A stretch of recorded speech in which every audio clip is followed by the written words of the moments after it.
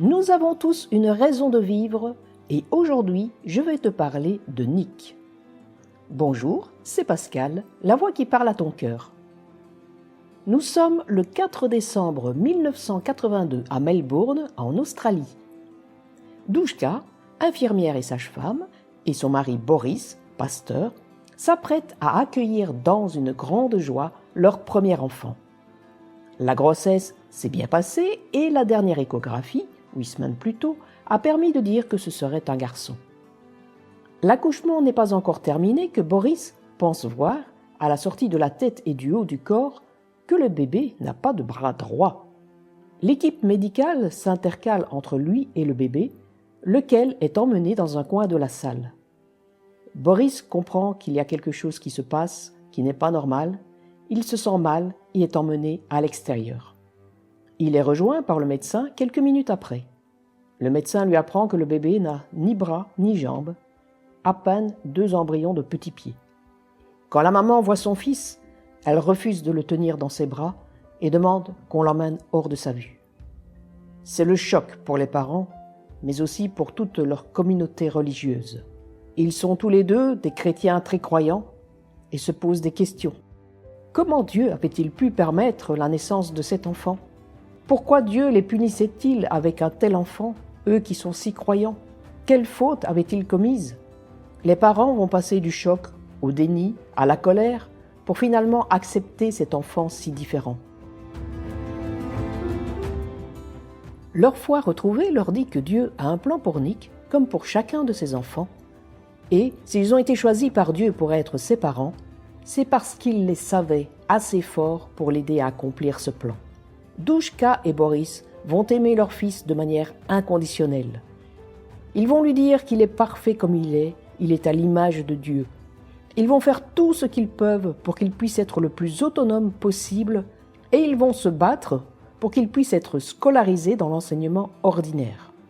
Nick sera le premier enfant handicapé accepté dans une école publique, ce qui vaudra au petit garçon un passage à la télévision à 6 ans à peine. Dans la tête du petit garçon, Dieu va se servir de lui pour produire un miracle. Il va lui faire pousser des bras et des jambes afin que tout le monde croie en lui, le créateur de toutes choses. Il prie donc intensément pour que ce miracle se produise rapidement. Mais Dieu fait la sourde oreille.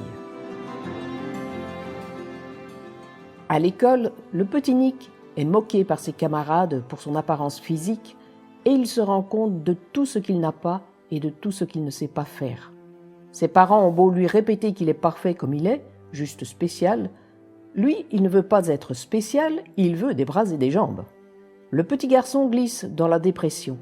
Il ne voit pas d'avenir pour lui. Il n'aura pas de travail, il sera seul, n'aura pas de femme, pas d'enfant, et il sera toujours un fardeau pour sa famille. Il ne voit aucun sens à sa vie et n'a déjà plus aucun espoir. Il prie Dieu pour avoir des bras et des jambes, ou, si ce n'est pas possible, il prie pour être rappelé auprès de lui. Mais Dieu ne l'entend toujours pas. Le petit Nick pense au suicide et se décide pour un suicide par noyade dans son bain. En retenant sa respiration, au 3e essai, il voit son propre enterrement et ses parents dévastés par le chagrin. Ils lui ont donné tant d'amour, il ne peut pas leur faire cela. Il renonce donc à son projet de suicide. Il prie Dieu de lui donner des réponses. Pourquoi a-t-il reçu moins que les autres? Pourquoi est-il né comme cela? Quel est son plan divin pour lui? Est-ce une réponse de Dieu? En jouant au football, il se blesse à son mini-pied, qu'il appelle « ma cuisse de poulet » dans ses conférences, et il reste 3 semaines au lit à regarder le plafond.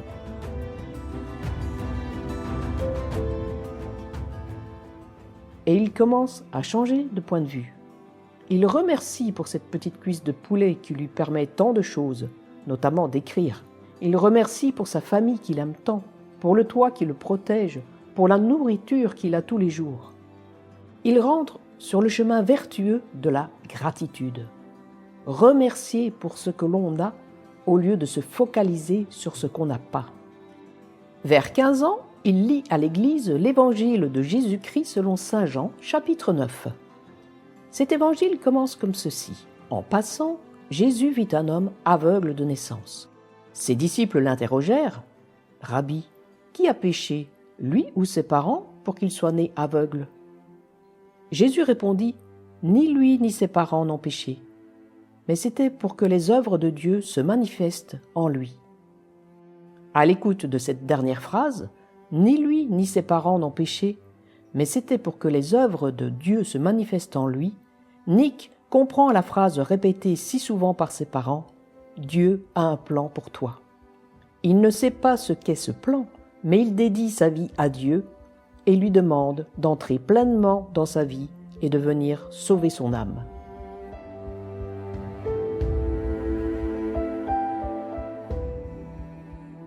À 17 ans, un employé de son école lui dit « Tu vas être un conférencier mondial ».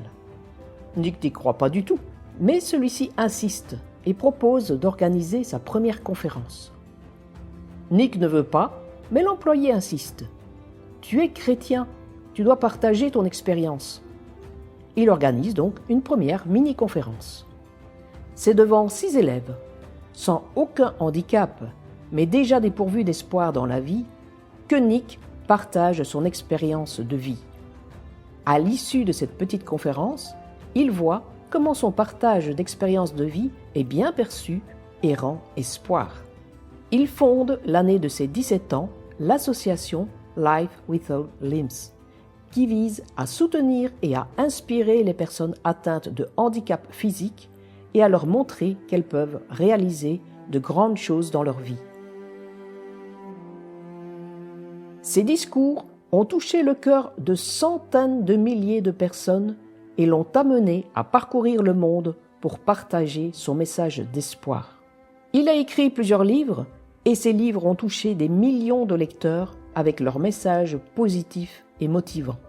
Nick Vujicic est un exemple vivant de l'importance de la détermination, de la gratitude et de l'amour de soi.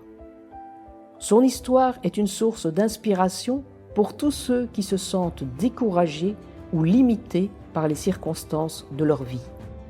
Grâce à sa persévérance et à sa foi inébranlable, il a réussi à transformer ses défis en opportunités et à impacter positivement la vie de millions de personnes à travers le monde.